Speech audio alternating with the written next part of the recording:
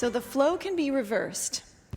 And what happens is that the flow becomes centripetal and inwards and downwards. So the tooth becomes like a straw, sucking in all that stuff in our mouths. And our mouths are like an incubator. There's a lot going on there. There's good bacteria, bad bacteria, there's acids, there's fungus, and the tooth will suck that in when the dentinal fluid is compromised. So in health, we're drawing up nutrients into the teeth, and when we're compromising that system, we're sucking in the acids, the bacteria, and the fungus, and the oral pathogens. When that happens, the pulp chamber gets inflamed, the dentin is getting oxidative damage, and minerals are leaving the teeth, and then what you'll show up is a brown lesion on the enamel, and then eventually that can become like a full blown out cavity. So decay really starts from the inside. And again, if you're having that system compromised. So he was pretty thrilled with being able to witness this. And again, that took several years, of course, but he kept confirming it. And then he wanted to know what instigates and regulates the fluid flow. What is the start of all of this? So he hooked up with endocrinologist Dr. John Leonora to find out if there's a hormonal source for this flow. And sure enough, over hundreds of studies that were conducted over 40 years, they confirmed that this flow is regulated by the hypothalamus, and that the hypothalamus regulates the switch. And this switch that can alter the flow is the production or the lack of production of the parotid hormone, which is released from the parotid gland. So before we go into the parotid hormone, we are going to really look at the architecture of the teeth so that you can understand some of the things I've been talking about. And we're going to go into the science of it, but I also feel like what you're going to learn today, too, if you're into it at all, if you meditate or anything like that, you're really going to understand how your tooth works, and you can always visualize and send light and do healing meditations, too. Understanding how the tooth works, when we get the science of it, we can also kind of go into the more etheric realms of healing as well. But you don't even have to go into the etheric, because this is science, and we can just deal with the science too. But I just think once we really get our teeth and we know that they're alive, we can progress our health a lot more. So here's the tooth, and the mouths are incredible. There's such an architecture to the tooth, and the structure of our mouths are so intricate that it's an amazing system. Whoever designed that. So first we have the gums, which are, this is where I'm going to get my laser pointer. Okay, gums, but that, I think, maybe not. Okay, well, you know where the gums are. I'm like technically challenged right now. Okay, so the gums are very key to oral health. We think a lot about the teeth, but the gums hold the teeth in place. So if you have loose teeth, it's actually a gum issue. It's not really a tooth issue. If you have sensitive teeth, that's a gum issue. And if you have bleeding gums, then that is an issue that will create tooth problems later. That's usually the first thing to go, is the bleeding gums. So the gums cover the roots, and they are also covering thousands of microscopic filaments that are mainly made of collagen that are holding the tooth to the jawbone. So it's also important to get collagen in there.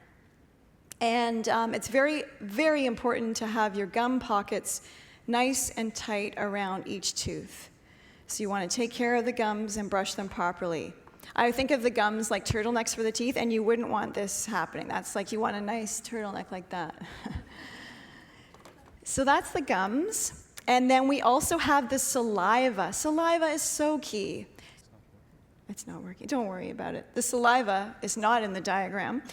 So our teeth are in a sea of alkaline. Our teeth are in a sea of alkaline saliva. That's very important that the saliva is alkaline, and then that's delivering nutrients and hormones and enzymes and really things we don't even know about yet.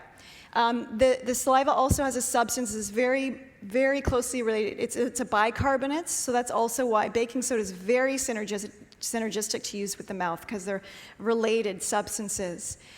And so the saliva protects the teeth. It helps us digest. When we're chewing food, that food is coalescing first in our mouth, and hopefully with the right enzymes and bacteria to begin digestion. And then when we have proper digestion, that's feeding the saliva to be alkaline and to reproduce those nutrients. If a cavity is starting on the on the teeth, then the saliva comes to help protect it and help to flush it with good saline solution.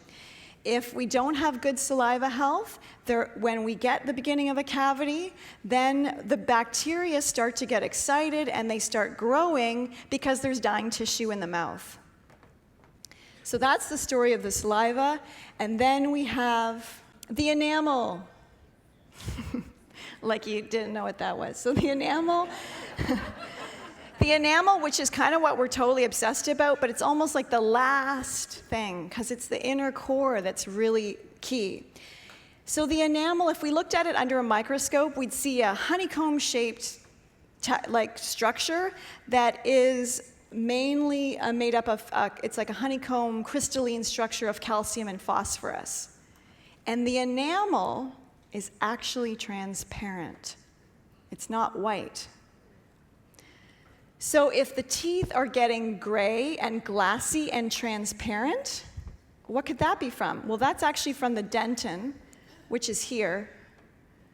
So if the dentin isn't fed, which we're totally going to go into, if the dentin isn't fed, then because the healthy dentin's reflected in the enamel, so healthy dentin is making white, strong teeth, and that's what gets reflected in the enamel. That's how you make white teeth. You don't bleach the enamel, because that causes other issues. And the enamel, as we spoke about, is actually porous, so it can allow those fluids, to go in or out, hopefully up and in. Then we have the pulp chamber, which is the thing with the veins, those little lines. And that's the source of blood flow and blood vessels into the tooth. So that's very key. That's also called the root canal. The pulp chamber is the root canal. And that is bringing a blood flow and nutrients into the tooth. Now, just where you see I have the word odontoblasts, that's where new dentin material is formed. It's pointing to that tiny pink line above the pulp chamber. The odontoblasts create, they're like tissue, connective tissue cells are in the odontoblasts, and they work like pumps to feed the dentin. So that's the odontoblast. The pulp chamber also contains stem cells.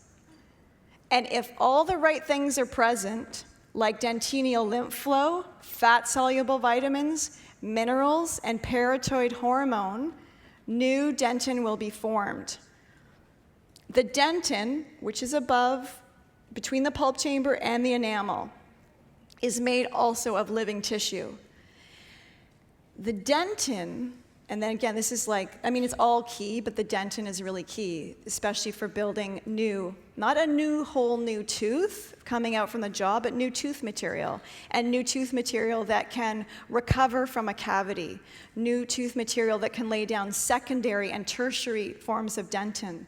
When Inuit cultures were studied, they used their teeth like tools. They're wearing them down all the time to the dentin, but they don't have cavities because they're high in health, before modern food. That they would get the secondary and tertiary dentins that would create like a glass. When you recover the dentin, it lays down something that's like glassy over what was once an active cavity. So in the dentin, see those fine lines that are kind of like and then if you look at the microscopic image, you can see all these lines.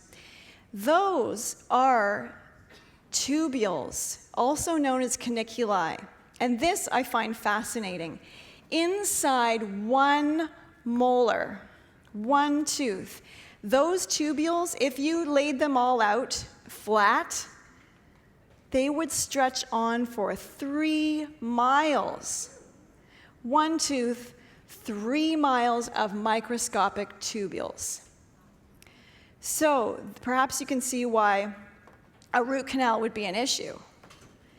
You can't flush out those tubules, and once the blood supply, the pulp chamber has been cut off, there's no dentinal flow, there's no blood supply, bacteria can only fester in there. And the tooth holds that. And that's the real core of why a root canal is an issue.